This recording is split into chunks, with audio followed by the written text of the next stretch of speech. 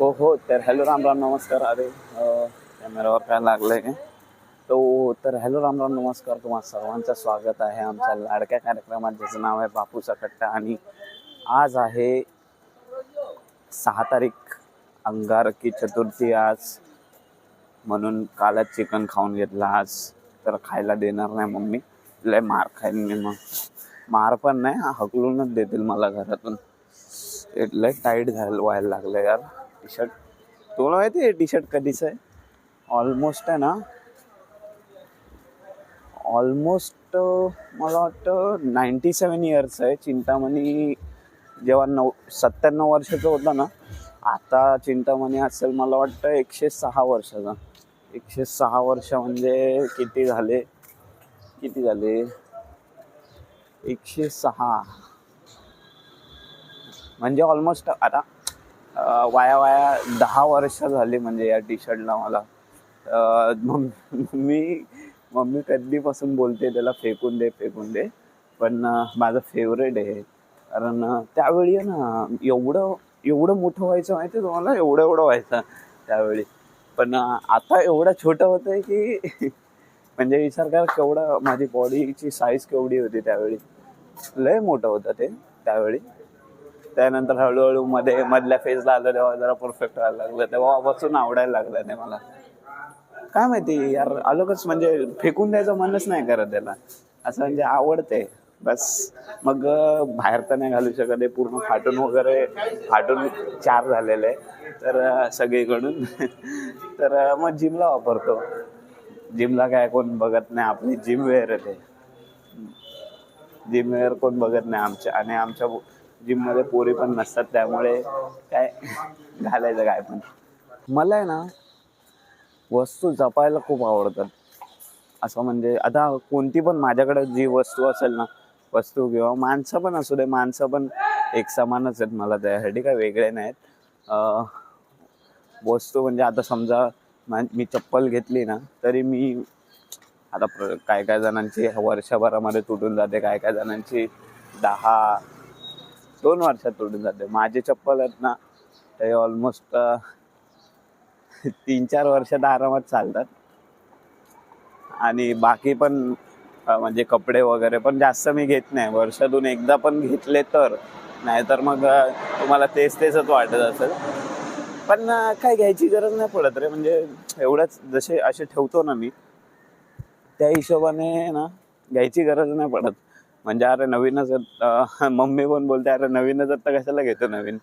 तर मग काही गरज नाही पडत. आणि जास्त बाहेर जात नाही ना, गेलो तर शूटला जातो, तर शूटमध्ये काय एवढं काय गरज नाही पडत कोणतं नवीन कपडे घालायला.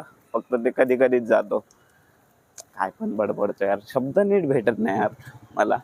एकदम शब्द निवडताना ना पूर्ण हुकून जातो, पूर्ण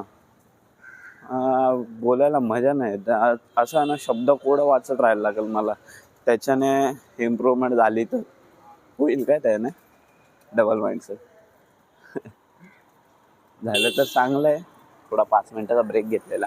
आता ॲक्च्युली कोण एवढं व्हिडिओ बघत नाही, तर मी तुम्हालाच विचारणार होतो की काय म्हणजे असं लक्षात राहत नाही, त्याच्यासाठी काय उपाय आहे का? शब्द भेटत नाही म्हणजे बोलताना, त्यासाठी काय उपाय आहे का? असेल कोणी बघितलं तर मग सांगा जरा मला, म्हणजे मला पण समजेल की माझी चुकी काय आहे ते. ब्रो आता काय ना, जिममध्ये एक इन्सिडेंट झाला रे माझ्यासोबत. म्हणजे काय झालं की आमचं जिम वर खाली आहे ना, तर वर एक काका बसतात, त्यांचं पीसी घेऊन काय एडिटिंग वगैरे करत असतात. आधी भरपूर टायमापासून बसतात ते, पण मी कधी बोलायला त्यांच्यासोबत ट्राय नाही केलं जास्त. म्हणजे तर तुम्हाला माहिती आहे मी इंट्रोवर्ट आहे, जास्त काय बोलत नाही. हे आता सुरू केलं आहे म्हणून, नाहीतर स्वतःला बदलायचा प्रयत्न करते हाच विषय. तर ते ना दररोज गाणी लावतात, म्हणजे असंच की जिममध्ये त्यांना ऐकायसाठी लावतात. तर आज त्यांनी गाणी म्हणजे बंद होती. तर मला वाटलं की नाही, म्हणजे भरपूर दिवसापासून बोललो नाही, तर आज बोलून बघूया की म्हणजे असंच की का गाणी आज लावली नाही काका असं म्हणजे विचारलं मी त्यांना की काय काका आज गाणी लावली नाही.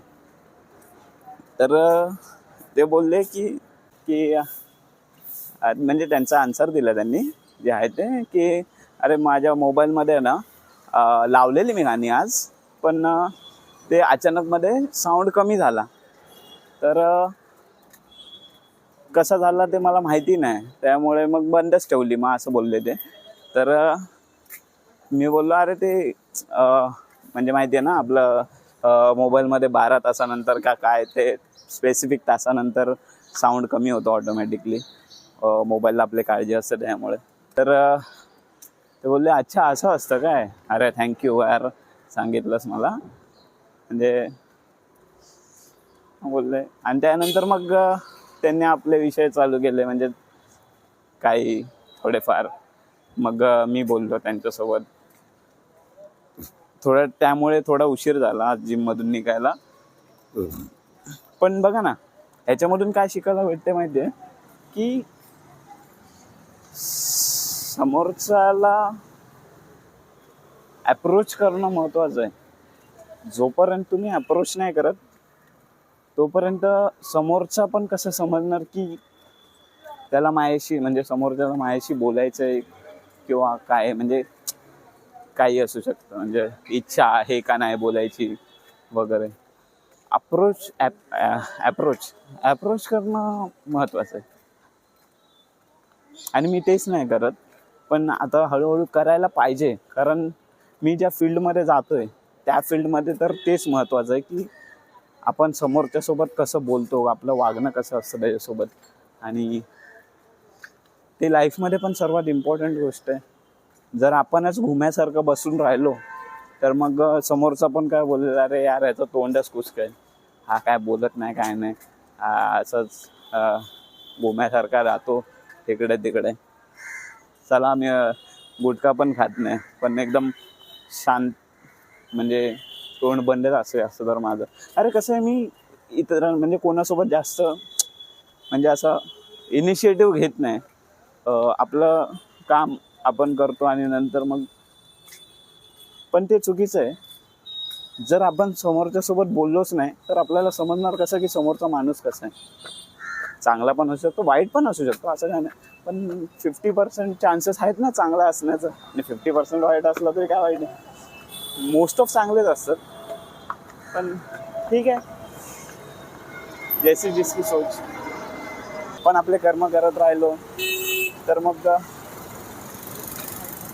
देणारा देतो असं. तर आजसाठी एवढंच प्रवचन मित्रांनो. आपण भेटूया पुढे उद्या. चल बाय ब्रो. आधी सांगतो मला थोडी पण स्टोरी टेलिंग येत नाही. माझं काय चुकत असेल तर सॉरी ब्रो. समजून घ्या.